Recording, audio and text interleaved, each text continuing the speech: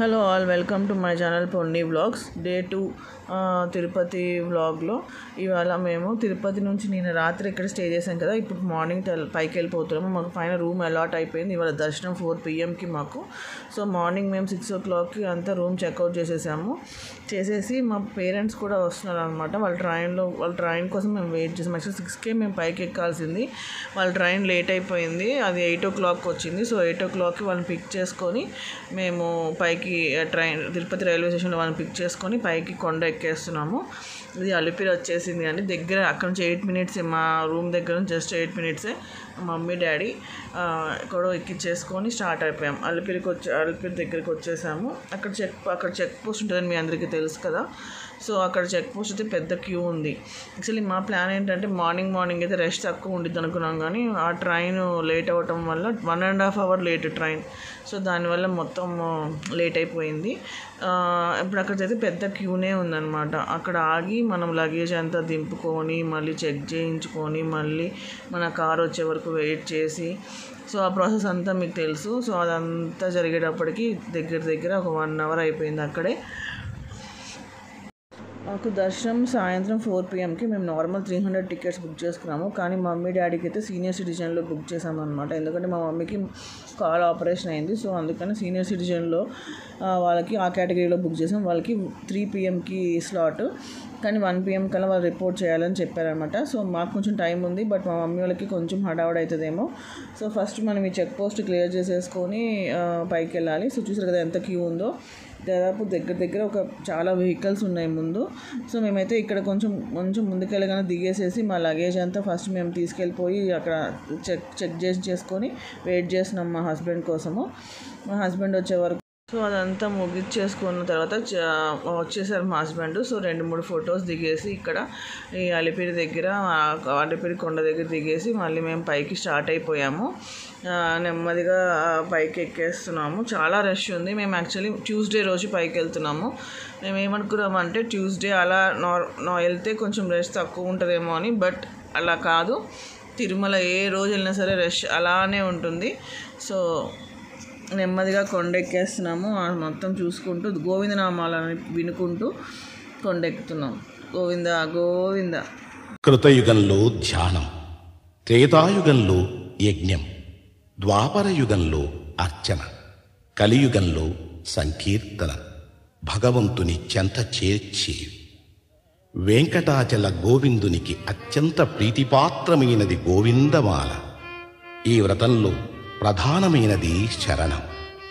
అంతరంగ బహిరంగాలలో శరణం వినిపిస్తే అది శ్రీనివాసుని చరణాలలో ప్రతిధ్వనిస్తుంది. ఇదే అన్నమయ్య సాధన బోధన.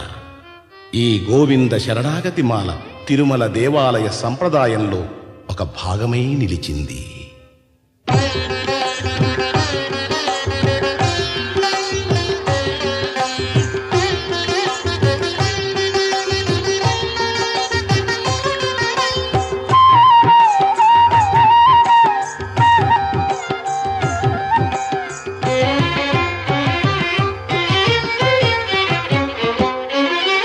శ్రీనివాస గోవింద, శ్రీ వెంకటేశ గోవింద.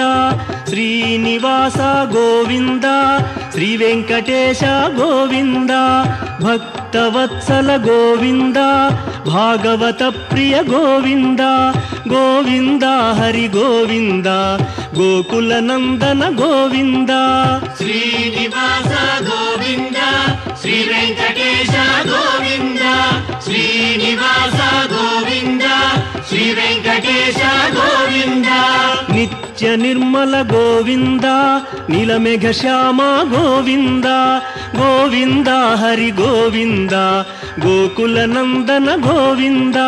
శ్రీనివాస గోవింద, శ్రీ వెంకటేశ గోవింద. శ్రీనివాస గోవింద, శ్రీ వెంకటేశ గోవింద.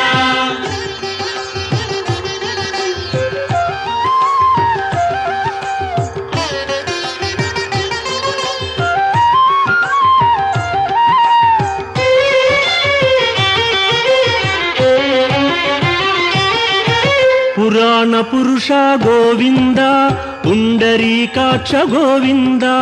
గోవింద హరి గోవింద గోకుల నందన గోవింద శ్రీనివాస గోవింద శ్రీ వెంకటేశ గోవింద శ్రీనివాస గోవింద శ్రీ వెంకటేశ గోవింద నందనందన గోవింద నవనీత గోవిందనామాలు వినుకుంటూ పైకి వచ్చేసామండి. ఇదే ఎంట్రన్స్, మనం తిరుమల కొండ ఎంట్రన్స్ అనమాట. ఇక్కడ ఒకటి చెక్ అడుగుతారు, మనం ఎంత స్పీడ్లో వచ్చామో మన వెహికల్ చెప్తుంది. వాళ్ళు స్పెసిఫై చేసిన స్పీడ్లోనే రావాలి. సో మేము ఆల్రెడీ టికెట్ బుక్ చేసుకున్నప్పుడే రూమ్స్ కూడా బుక్ చేసేసుకున్నాం అనమాట ఆన్లైన్లో. మనకి ఎవరి పేరు మీద మనం బుక్ చేసుకున్నామో వాళ్ళ ఆధార్ కార్డు మనం ప్రింట్అవుట్ తీసుకున్నది, ఆన్లైన్ రిజర్వేషన్ తీసుకొని సిఆర్ఓ ఆఫీస్ దగ్గరికి వెళ్తే వాళ్ళు మనకు ఇంతకుముందు ఒక రిసిప్ట్ ఇచ్చేవాళ్ళు. కానీ ఇప్పుడు సిస్టమ్ మారిపోయిందంట, మన రిజిస్టర్డ్ మొబైల్ నెంబర్కి మెసేజ్ వచ్చేస్తుందంట.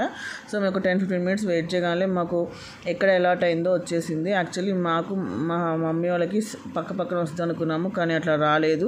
మాకేమో వకులమాత వచ్చింది, మా మమ్మీ వాళ్ళకేమో కౌస్తుభం వచ్చింది. రెండు చాలా దూరం వచ్చాయి.